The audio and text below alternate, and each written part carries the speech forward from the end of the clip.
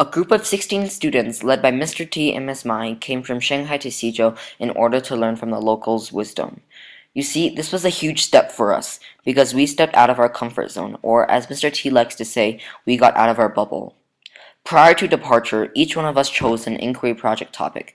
In my case, the project was economics. In Xizhou, I chose to study about income, expenses, and lifestyle. Or, to be put in a sentence, as a person ponders whether or not to build a business, the main points he needs to consider are income, expenses, and his lifestyle. The main small business I was observing and gathering information on was making caskets. A casket, to those who do not know what it is, serves the same purpose as a coffin, to bury dead people. Mr. Yang, the casket maker right outside where we live, was my main information provider, and he gave me many of the facts that will be mentioned. Casket selling is an extremely unstable business. It is not like a clothing shop or a restaurant where if people do not come every day, the business may very well collapse. Casket selling relies solely on the amount of people that have passed away. If Mr. Young sells an extremely expensive casket, say 4,000 RMB, in a period of a few months, the money he makes from it may be able to support him and his family for a very long time. On one interview with another casket maker, a man called Mr. Yang Shanliang, I found out that he sold 30 to 40 caskets last year, but the amount of caskets he sold before that hugely varied. After I have said all this, I still cannot give a definite answer to the question, what is the income of the casket business? While I was admiring Mr. Yang's caskets and his skill on making it, I asked him, what do the prices of the caskets range from? The caskets with the best wood and with the most detailed carvings cost at around 4,000 RMB, and the cheapest caskets are around 2,000 RMB. While I was focusing on the income of the casket maker and the money he gains, I never thought about the money that he needs to spend in order for him to be able to make the caskets. The materials include wood, a chainsaw, an electric planer, buckets of oil paint, and brushes. All the materials above are, I think, widely known, except for the electric planer. The electric planer is used for clearing the wood of splinters and rough ends. Once the electric planer is applied upon the wood will seem extremely smooth without any rough places on it.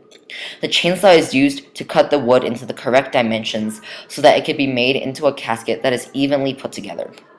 Each bucket of paint costs at around 35 RMB in Xizhou. To make a casket, he needs 1 bucket of red paint and 1 bucket of black paint. 1 bucket of paint, however, can be used to make 2 caskets. The chainsaws cost 300 RMB each and can last for 2 to 3 years. The second tool that he uses is the electric planer, which costs 500 RMB each and can also last for at least 2 to 3 years.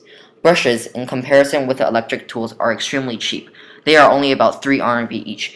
Good brushes can survive a few years because the hairs on the brush are of good quality and do not fall out as easily. Every day when I go out of Yanzhouran, the place we are living, to make connections and talk to people, I noticed that everyone was extremely friendly to each other and to me. Even similar shop owners greeted each other, which hints that there is little to no competition in Xizhou.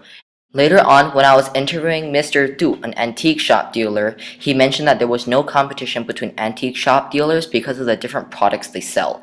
To my surprise, both Mr. Yang and Mr. Yang Shanliang stated that casket making gives them very little stress in most situations.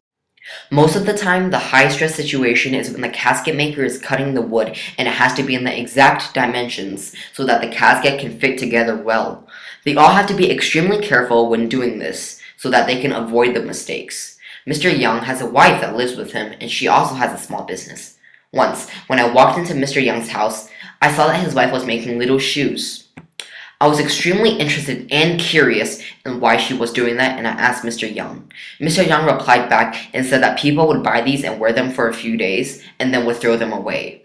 They are extremely cheap, only about 10 RMB, but we are still able to obtain money from it. In my interview with Mr. Yang, the antique dealer, he stated that most shops in Xizhou open during breakfast. At night, when I go outside to eat dinner, I notice that many shops were either closed or about to be closed. As a casket maker, Mr. Yang has a pretty tight schedule when he is making a casket because he always has a deadline. But aside from that, his schedule is pretty flexible since he has many slots where he has free time. And in those slots, I talk to him and try to build a relationship.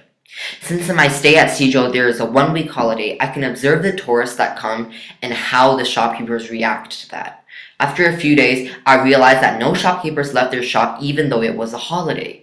Then I realized that it was because the shops gained more money because of the tourists. As I said before, when a person considers building a business, they need to be able to understand income, expenses, and how their lifestyle will be affected. The reason I came to microcampus is because of four statements, or as Mr. T likes to put it, the four pillars. These four pillars are experiential learning, expanding intercultural understanding, having a positive impact, and personal growth. Time is one obstacle during microcampus that will stop your inquiry project's development. If I had more time, I would have gathered more information on my project so that I would have extra facts that I can use to support my main pieces of information. In the end, I did not have enough time to gather more information, but I made use of the facts at hand and put together this video which you are watching.